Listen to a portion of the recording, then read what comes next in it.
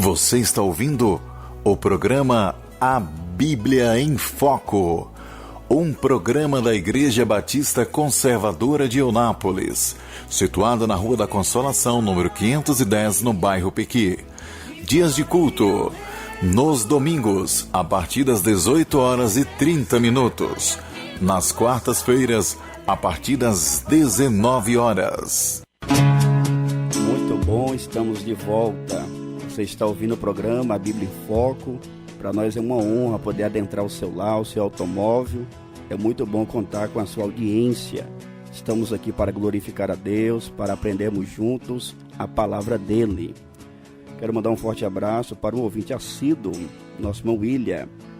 Ele nos enviou a seguinte mensagem: graça e paz fraternos. Tem pessoas que quando aprendem algo da parte de Deus, ficam independentes.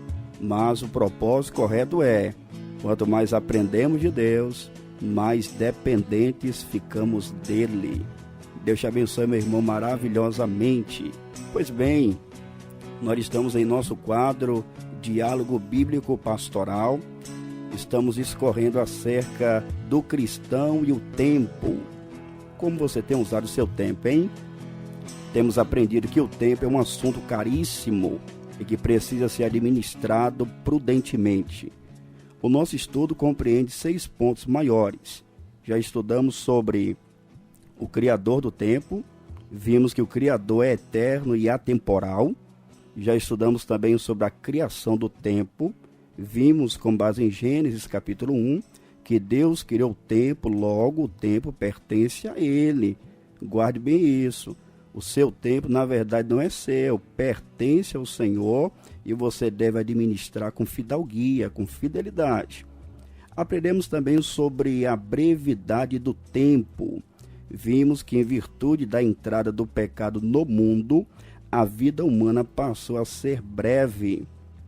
Também estudamos sobre o que fazer com o tempo, onde apresentamos aqui 4 princípios gerais para uma boa administração do tempo.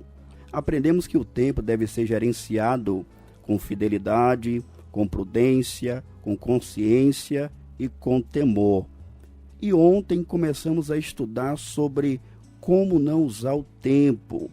Já vimos que não devemos desperdiçar o tempo correndo atrás do vento, dando lugar à preguiça. E hoje, em continuidade, veremos mais 2 maneiras com as quais não devemos desperdiçar o nosso tempo.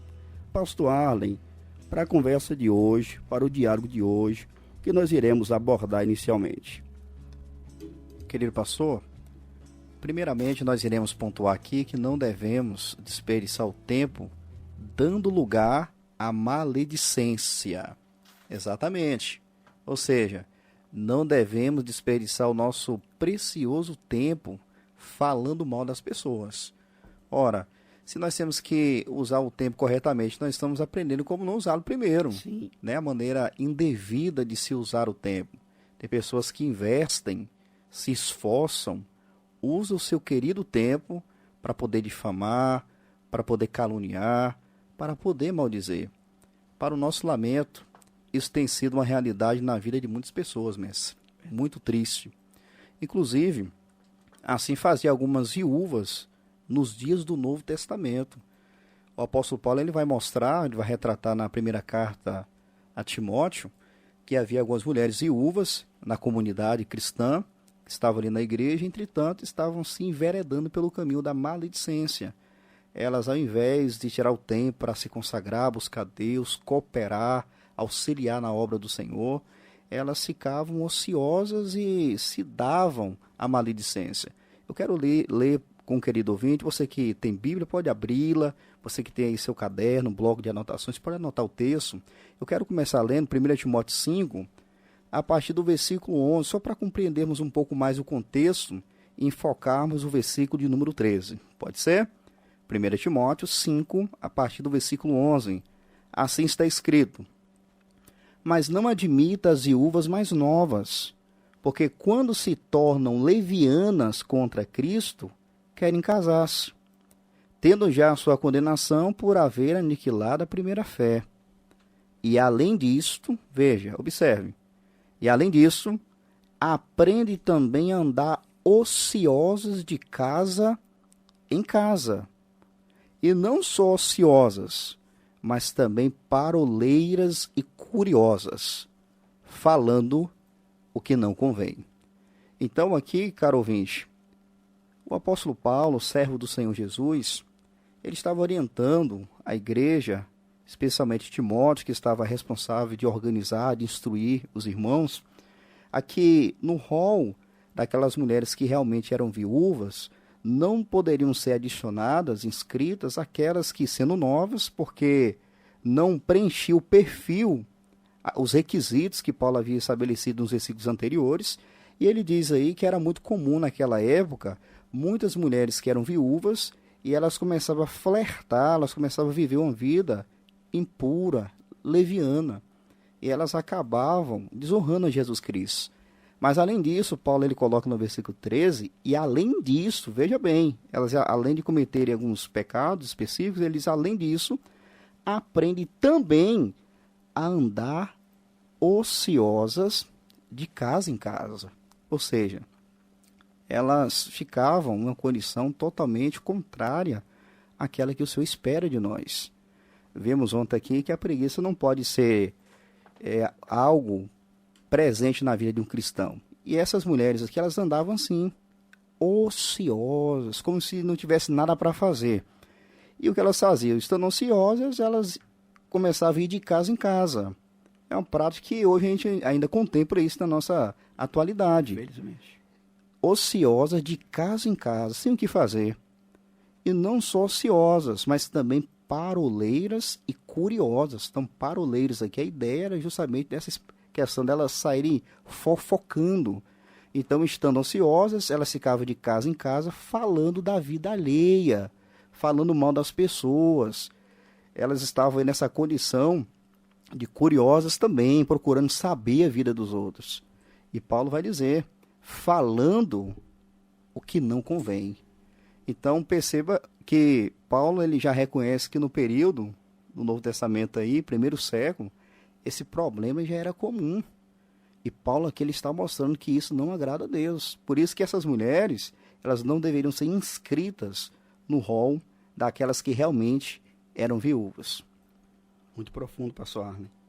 E a fim de encorajar o nosso prezado ouvinte a não ser uma pessoa fofoqueira, nós iremos agora falar um pouco acerca da maledicência, nos movimentando em 4 direções. Em primeiro lugar, nós iremos definir, conceituar o que vem a ser maldizer, o que vem a ser a maledicência.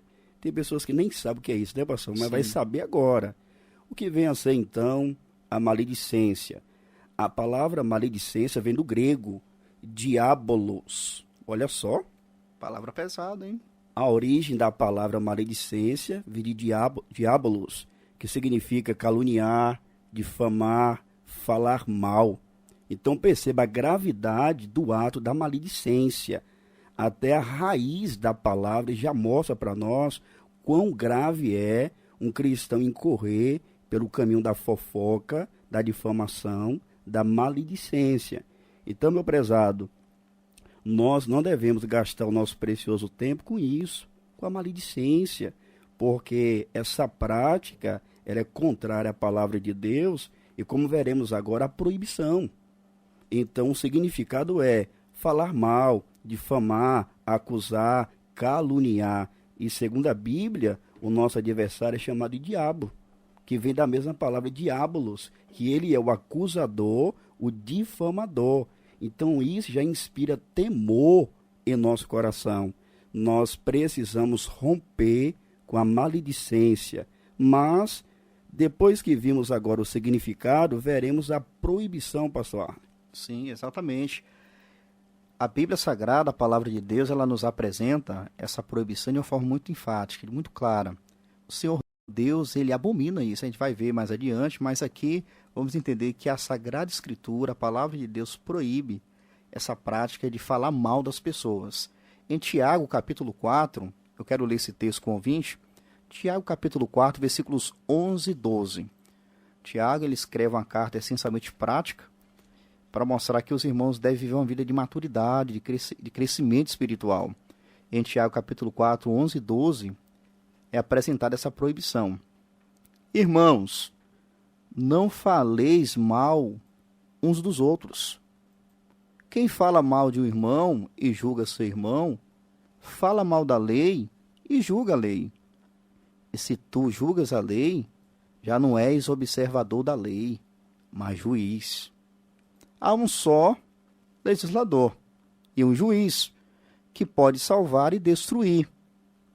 Tu, porém, quem és que julgas a outrem? Perceba, Tiago aqui ele diz, não faleis mal uns dos outros. Proibição. É uma proibição. Isso não deve ocorrer, isso não deve acontecer.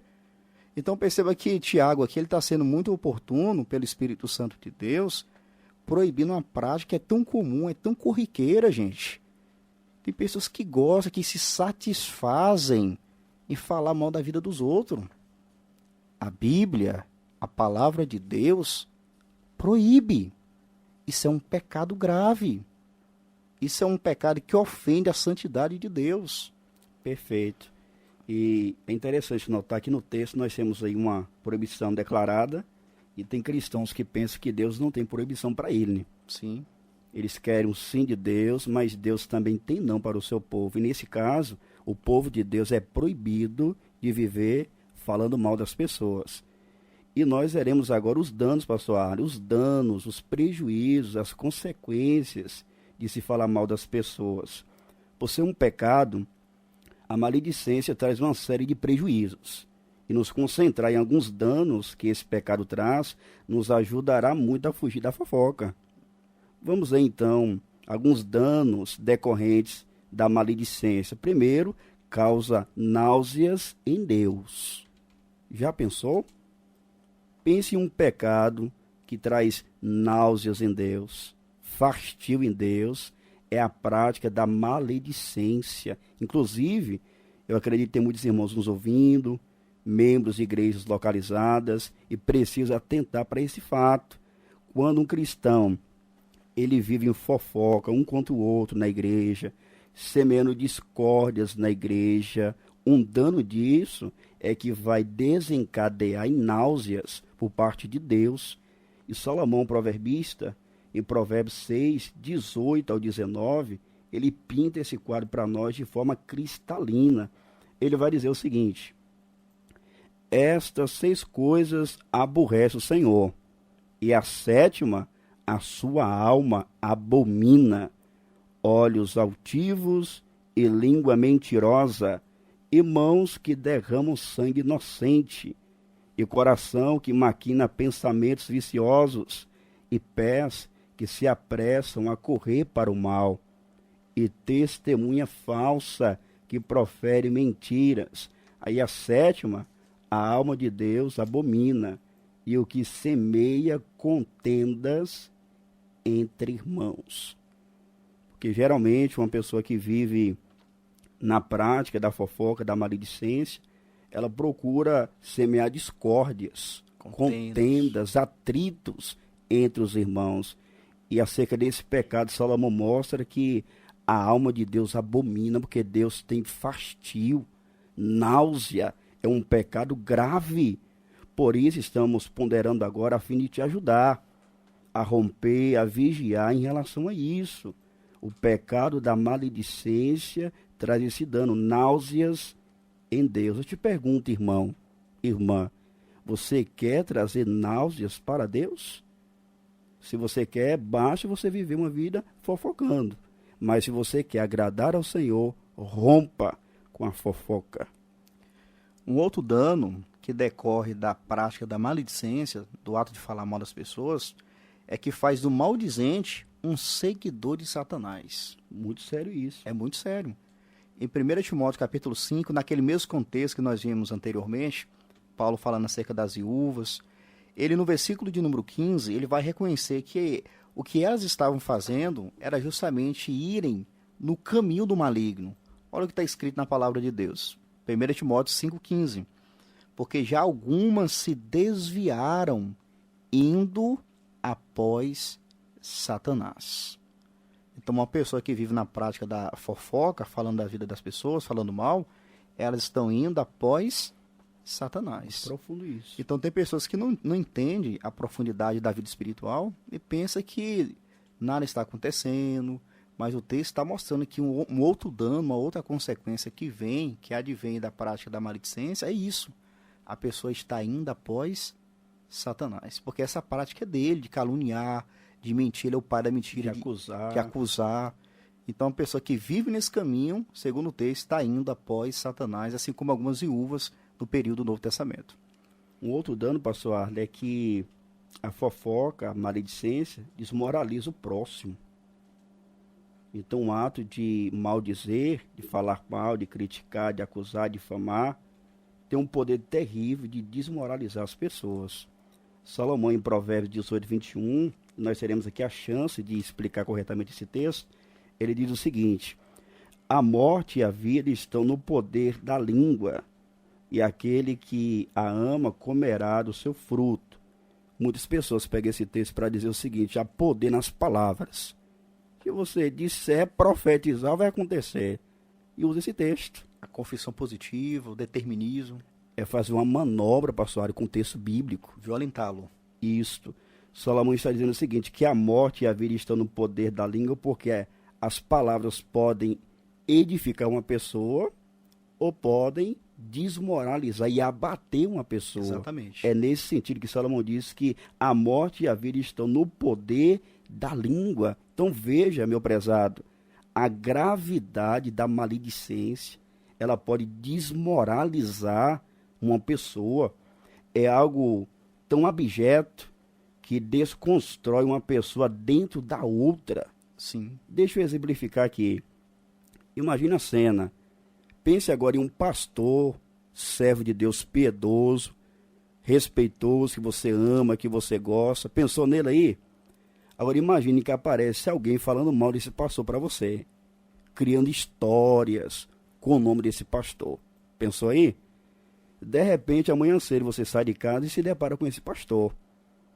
Na noite anterior, você ouviu alguém falar desse pastor Barbares. E agora você vê o pastor. Qual é a tendência? Você vai cumprimentar o pastor já diferente. Porque a maledicência tem um poder destrutivo de desmoralizar a pessoa, de desconstruir uma pessoa dentro da outra. Então, a pessoa que ouve a fofoca, que é combustível, né, para o fofoqueiro, a pessoa que ouve vai ter aquela pessoa de quem o maledicente falou mal, desconstruída dentro dela. Então, é algo prejudicial, danoso. Muito triste isso, viu? E uma outra questão, um outro dano que a maledicência traz é o seguinte: ela traz a disciplina divina. Profundo. Ouça com atenção. A maledicência, o ato de falar mal das pessoas, traz a disciplina divina. A Sagrada Escritura nos mostra em várias passagens que o Senhor Deus, ele está atento para isso. Há um relato em especial registrado em Números capítulo 12, em que Miriam e Arão, que eram irmãos de Moisés, eles se reuniram, não para falar da glória de Deus, não para louvar a Deus, antes eles se reuniram para poder difamar o seu irmão Moisés. Moisés, que foi chamado para libertar o povo, conduzir o povo, que entregou sua vida totalmente ao serviço do Senhor, apesar de todas as faltas, limitações, pecados, mas Moisés foi colocado para liderar o povo. Entretanto, os irmãos de Moisés, Miriam e Arão, se aliaram como se fosse uma conspiração, um montim que eles fizeram, e começaram a falar mal de Moisés. O texto diz em Números capítulo 12, 1 e 2 o seguinte: e falaram Miriam e Arão contra Moisés, por causa da mulher cuxita que tomara, porquanto tinha tomado a mulher cuxita. E disseram: porventura falou o Senhor somente por Moisés? Não falou também por nós? Perceba, eles começaram a questionar. Deus só fala só por Moisés, não fala por nós também, não? Eles queriam tomar o lugar de Moisés e começaram a falar mal dele. Só que o texto no versículo 2, na parte final, diz o seguinte: e o Senhor o ouviu. Sabe o que isso significa? Que quando uma pessoa está falando mal da outra, um crente falando mal de outro, um crente falando mal do pastor, o Senhor ouve. Deus está vendo. E ele não deixa passar despercebido. A passagem é longa, eu quero aqui encurtar só para o ouvinte entender o que aconteceu pelo fato de Arão e Miriam falarem mal de Moisés. Pelo contexto, até a maneira que o texto apresenta aí, Miriam vem primeiro, então tudo indica que ela foi a causadora do diálogo. Ela chamou Arão e começou a falar mal de Moisés, e Arão entrou no bojo, entrou no meio. Mas o que aconteceu? Versículos 4 a seguir vai mostrar que o Senhor Deus ele desce na coluna de nuvem e chama Miriam, Arão e o próprio Moisés, convoca. Porque o Senhor, nessa situação, ele não somente ouve, ele convoca. E o texto vai mostrar para nós, no versículo 9, para remirmos o tempo aqui, o texto diz, assim a ira do Senhor contra ele se acendeu e foi-se. Deus ficou indignado, Deus ficou irado. Versículo 10, e a nuvem se desviou de sobre a tenda, e eis que Miriam era leprosa como a neve. E olhou Arão para Miriam, e eis que era leprosa. Deus disciplinou Miriam. Miriam, ela queria notoriedade. Ela queria ser notada, notável. Ela queria o lugar de Moisés. Ela questiona porque estava dizendo que Deus só usa Moisés, então Deus também fala através de nós. E Deus mostrou que não, que o chamado que ele havia dado para Moisés era específico. A profetas, Deus diz aí nos versículos de número 6 a seguir, que se houvesse um profeta, Deus falaria com ele por mediação, por medições, visões. Só que com Moisés, Deus falava face a face, no sentido de intimidade. Moisés foi chamado para um trabalho específico. Deus colocou Moisés na liderança. Então, por decorrência da maledicência de Miriam, Deus a disciplinou. Ela ficou leprosa. Agora imagine aí, você que é mulher, aí se preocupa tanto, né, com a pele, com a saúde da pele, quando vê às vezes uma ruga, uma linha de expressão, um bigode chinês, não é isso? A flacidez na pele, fica preocupado, minha pele tá manchada, tá escurecendo. Agora imagina aí, aquela mulher foi disciplinada na pele. Ela ficou leprosa. E não somente isso, Deus estava batendo Miriam. Porque uma vez que ela queria notoriedade, o texto vai mostrar para nós que ela ficou 7 dias separada. Do lado de fora, esperando ali, todo mundo querendo adiantar na caminhada, na peregrinação em rumo a Canaã. E o povo ficou ali estagnado, parado, porque Miriam tinha que ficar 7 dias ali até Deus restaurar. Então qual é o ponto aqui? Deus não deixa passar despercebida a maledicência. Então, irmão em Cristo que me ouve agora, se porventura você tem essa tendência de estar falando mal das pessoas, de pastor que Deus colocou para cuidar de você, às vezes o pastor não está fazendo nada de errado, está servindo a Deus, pregando a Bíblia, você começa a questionar de tudo, falando que se estivesse no lugar do pastor fazia tudo diferente, sendo que o pastor está explicando a Bíblia, pregando a Bíblia. Agora, se o pastor está fazendo coisa errada, a igreja tem que chegar junto, pastor, olha, a Bíblia não ensina isso não, mas se o pastor está orando pela igreja, ensinando a Bíblia, comprometido com a oração, dedicação, apacentando a igreja, as pessoas falando mal, gente. Profundo. Não dá para entender isso, né, mestre? E Deus, ele não deixa passar despercebido. Ele disciplinou Miriam. E o texto vai dizer que Arão ficou um tanto desesperado. Deus não chegou a disciplinar diretamente Arão, mas só que às vezes Deus disciplina a gente quando ele disciplina alguém próximo de nós. Miriam ficou leprosa e Arão ficou angustiado, pediu Moisés para interceder para que Deus viesse curar sua irmã. O ponto é, a maledicência, a fofoca, traz a disciplina divina.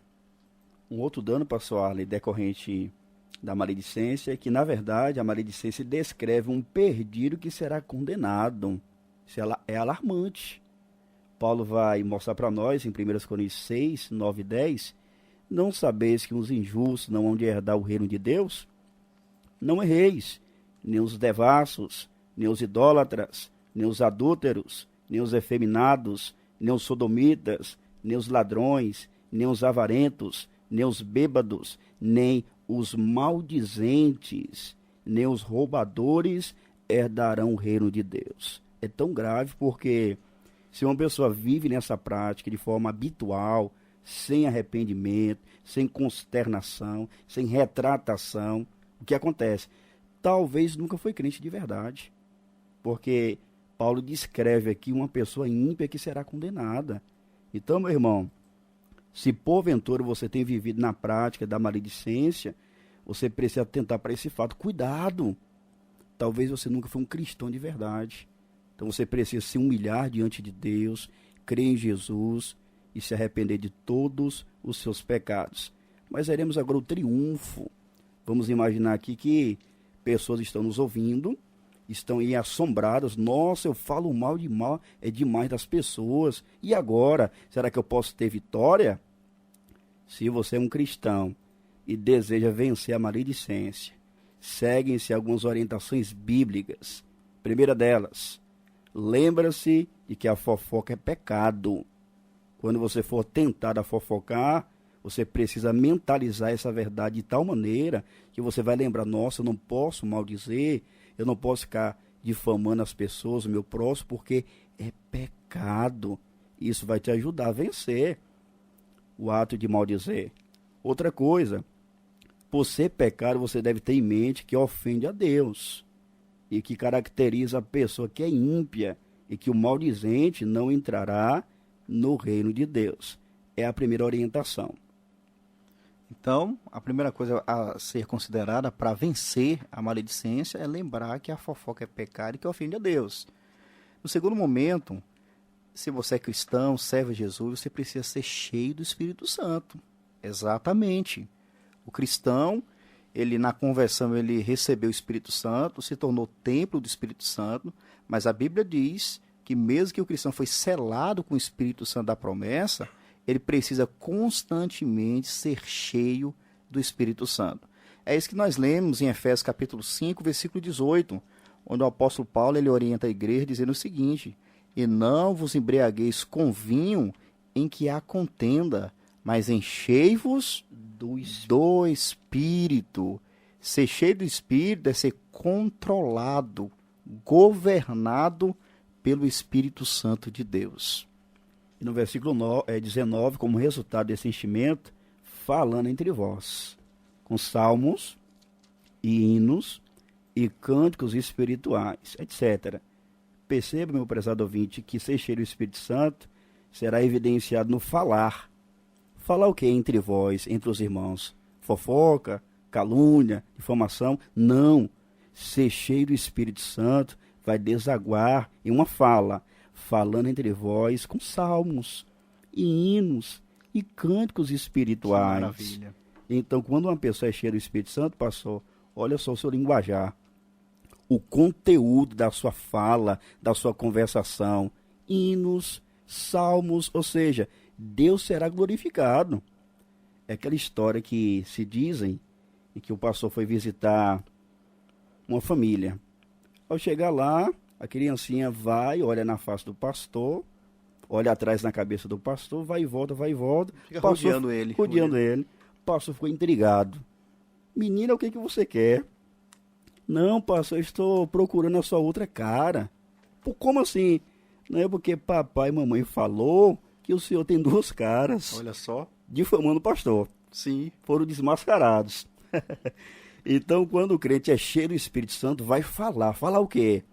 Coisas que glorificam ao Senhor. Meu irmão, você quer vencer a maledicência? Seja cheio, controlado, governado, comandado pelo Espírito Santo. Exatamente. Além disso, guarde a boca. Então, lembre que a fofoca é pecado, seja cheio do Espírito Santo e guarde a sua boca. Isso é importante porque nós precisamos, com a graça de Deus, com o auxílio do Espírito Santo, termos esse autocontrole. Nós temos que refrear a nossa língua.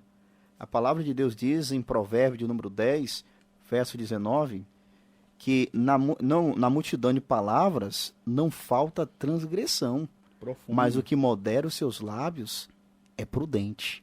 Então, quanto mais a pessoa fala, o texto diz, na multidão de palavras não falta transgressão. Quanto mais você abrir a boca, quanto mais você falar, mais você vai cometer erros. Profundo.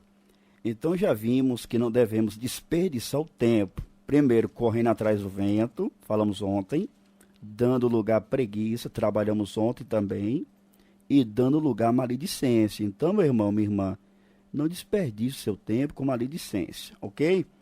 Agora, para finalizarmos esse tópico, como não usar o tempo, veremos que não devemos desperdiçar o tempo com embaraço. Isso mesmo, com embaraço. E para que isso venha ficar mais claro, o pastor Ari vai ler conosco Hebreus, capítulo 12, versículo 1. Então, você não deve desperdiçar o seu tempo com embaraço. O texto diz: portanto, nós também, pois que estamos rodeados de uma tão grande nuvem de testemunhas, deixemos todo embaraço e o pecado que tão de perto nos rodeia, e corramos com paciência a carreira que nos está proposta. Então, aqui o escritor aos Hebreus, ele está orientando os irmãos que estavam passando por provações e sofrimento. Alguns estavam sendo tentados a abandonar a Cristo e voltar para o judaísmo. Então, o escritor, pelo Espírito Santo, está encorajando os irmãos a permanecerem na fé, a correr a carreira que lhe estava proposta. E uma das maneiras que o escritor coloca aqui para que um cristão venha se manter firme nessa corrida santa cristã, nessa maratona de fé, perseverando, firme, correndo com perseverança, é justamente deixando o embaraço. Então a imagem que o escritor tem em mente aqui é de um atleta, só que ele coloca um atleta no contexto da vida cristã, da vida espiritual. Então o embaraço aqui significa sobrepeso. Então, para um corredor, imagina aí você, um corredor correndo com a bermuda jeans. Tem como? Não. Isso vai atrapalhar a corrida. Então, o sentido aqui é o seguinte: o embaraço não é algo que é essencialmente pecado, mas é aquilo que impede o progresso na vida espiritual. Então, tudo que impede a pessoa crescer com Cristo na vida espiritual, segundo o texto, é embaraço que deve ser deixado. Deixemos todo o embaraço. E deixar aí significa colocar de lado, tirar do caminho, remover. Então, para ajudar o nosso ouvinte a entender o que ele precisa remover, porque ele não pode desperdiçar o seu tempo. Sim. O tempo dele não é dele, é de Deus. E deve ser administrado para a glória de Deus. Então, nós queremos te ajudar, meu prezado. Em primeiro lugar, queremos aqui exemplificar, falando um pouco sobre a questão das amizades. Talvez você tenha uma amizade com uma pessoa que é da igreja, ou não é da igreja, mas que atrapalha o seu progresso espiritual.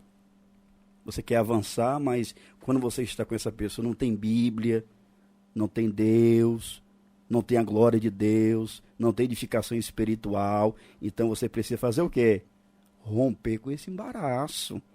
Não temos tempo hábil aqui para trabalhar melhor a questão da amizade, mas se você tem desejo de aprofundar, você pode consultar, vai lá no canal no YouTube, focado nas Escrituras. Lá tem uma playlist com vários estudos acerca da amizade. Outra questão aqui que pode constituir um embaraço, a questão do namoro. Então, primeiro, o namoro com pessoa descrente é antibíblico. Nós já tratamos isso aqui, explicamos que o Senhor Deus não aprova. A pessoa que é cristã, ela está servindo a Deus como solteira e de repente ela conhece uma pessoa que não professa a sua fé, não é cristã e a pessoa se envolver. Deus, ele não aprova não.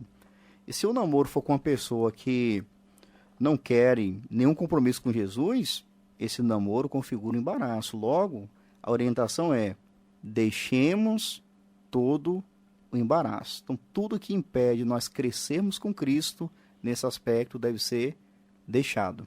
Outra coisa, redes sociais. Vai esquentar agora, hein? Redes sociais. Você que passa o dia inteiro aí nas redes, é a palavra de Deus para você agora, tá? Você quer crescer com Deus, quer usar o seu tempo para glorificar Deus? Ouça aí. O pastor batista John Piper, ele alcunhou uma frase interessante. Ele diz o seguinte: uma das maiores utilidades do Twitter e do Facebook será provar no último dia que a falta de oração não era por falta de tempo. É muito comum. Não, pastor, eu estou na correria. Não tenho tempo, é mesmo. Mas se você investe tempo nas redes sociais em detrimento da sua vida com Deus, você está usando o tempo que não te pertence da forma inapropriada. Então tenha cuidado com as redes sociais. Então, se a pessoa não tiver cuidado, as redes sociais vai constituir em Embaraço. Outra questão aqui que pode constituir embaraço: televisão. Televisão não é pecado, gente, mas é preciso considerar o que é assistido e o tempo também empregado. Então tem pessoas que passam a vida inteira ali diante da TV e isso constitui embaraço. A pessoa não tem tempo para orar, às vezes está assistindo, se envolve tanto assistindo, chega o horário do culto, não vai para o culto não. Vai não. Quando olha no relógio, o culto já está acabando. E a pessoa ali presa na tela. Então isso constitui embaraço que deve ser deixado. Profundo. Então vamos resumir o que nós trabalhamos de ontem para hoje. Como não usar o tempo? Primeiro, não use o seu tempo, meu amado, minha amada, correndo atrás do vento. É vaidade. Segundo, não dê lugar à preguiça. Terceiro, não dê lugar à maledicência. Quarto lugar, não use o seu tempo se embaraçando com as coisas dessa vida.